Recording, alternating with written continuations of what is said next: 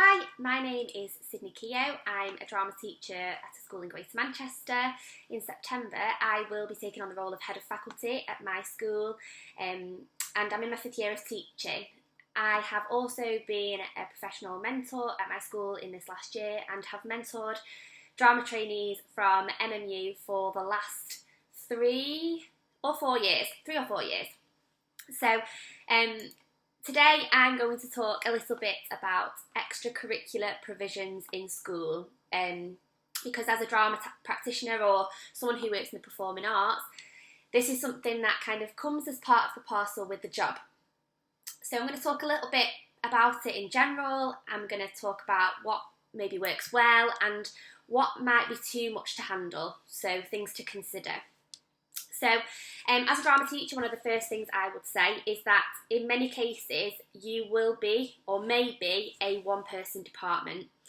And I think it's really important to remember, and I definitely had to learn this, is that number one, you can't do everything on your own.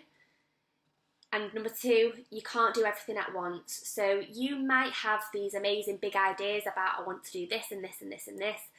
But actually, when you get into the throes of teaching and you've got your lesson planning and your marking and everything else and, just general admin, it's something that really needs to be considered. A thing I would say, a top tip, is find out who else in the school has an interest in performing arts, because there will be people and they might be happy to run a club. It's not all on you to run a club Monday to Friday every night after school. It's almost, I wouldn't say expected, but as part of our role, it is kind of a given that we would do extracurricular.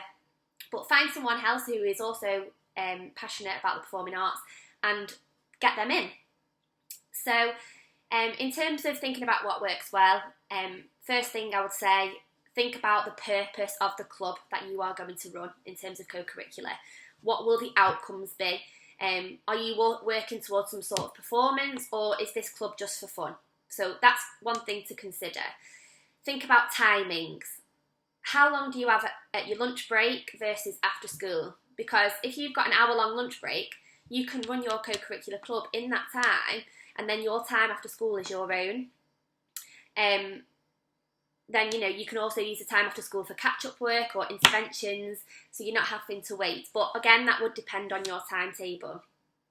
Something that's worked really well for me as well is having student leaders. Now, our students are desperate to become performing arts leaders, and we have kind of an application process that they have to physically write an application letter, they have to interview, and in that interview they have to demonstrate, how they can lead, and etc, etc. And that means that then they can run the clubs for the younger pupils. So our year 7 pupils know that it'll be year 10s and year 11s that will be running their clubs, and that's gone down really, really well. And then that helps with this idea of the whole child and giving them opportunities to do other things within school. Another thing I'll think about is, do you want to apply to do any festivals, Shakespeare in schools or National Theatre Connections, and could then that run as a little club, and then you've got a clear outcome. But obviously, again, think about the money, think about the budget, think about the funding. Think about what clubs you can also tie in with trips. It's always great. Schools always have a lot of funding for, specific pupils, pupil premium, etc, that would never maybe get the chance to go to a theatre, and then you're then giving them the opportunity to do that. And then in terms of really thinking about the, performances and school productions, you don't have to do that on your own.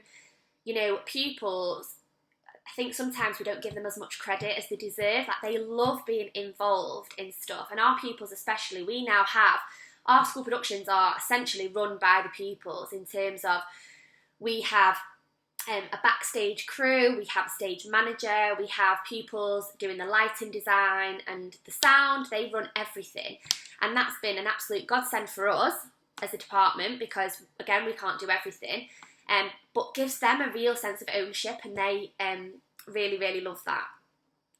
In terms of thinking then about things that might be a little bit too much to handle, and this is both from personal experience and just from speaking to colleagues and friends who are also drama teachers over the previous years. So one piece of advice would be do not be afraid to say no when you need to. There are going to be times when things are just too much, and actually I think sometimes as a trainee and as an NQT you want to say yes, yes, yes, yes, yes all the time.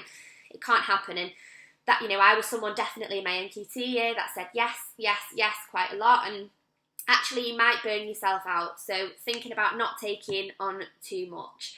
And then thinking about that as well in terms of extracurricular or co-curricular, you have to remember that your job, you've been employed as a teacher. So first and foremost, your priority has got to be those children that you are teaching. And actually, although co-curricular should run alongside it, sometimes it takes over. And it's just about recognising that and knowing when to pull that back.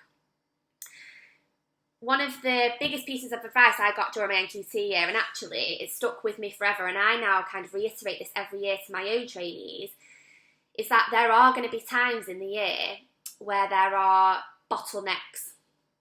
And one of the best things I can kind of say to do is find out when those bottlenecks are going to be. So for example, it might be that your school production is in the same week that, you know, the GCSE practical exams are going to be starting for your drama or performing arts, and mock exams. So thinking about where those bottlenecks are going to be and then planning for those bottlenecks. Because if you know where they're going to be, it's not going to creep up on you, and then you're not going to get, you know, stressed out and worried.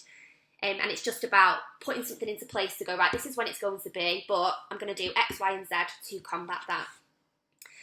Honestly, I love teaching drama, and I love especially the co-curricular side, but I do think sometimes your love of that kind of makes you want to do as much as you can, but you have to kind of just pull back and, you know, think about yourself a little bit as well. So yeah, I am more than happy to answer any questions that you have or any concerns, and I'm more than happy to send out what we run in terms of co-curricular for our performing arts department. So yeah, I hope this has been useful, and I really look forward to hearing any feedback that you have.